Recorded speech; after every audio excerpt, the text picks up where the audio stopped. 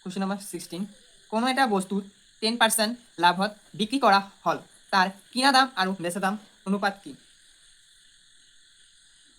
ধৰা হ'ল কিনা দাম হ'ব আমাৰ 100 টকা লাভৰ শতাংশ হ'ব আমাৰ 10%।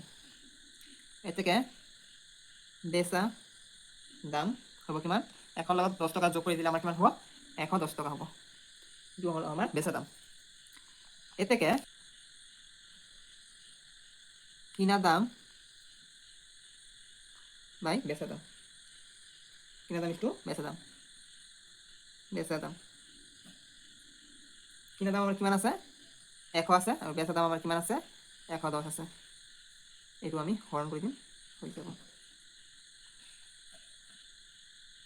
10 দিয়ে 100 আমাৰ কেইবাৰ যাব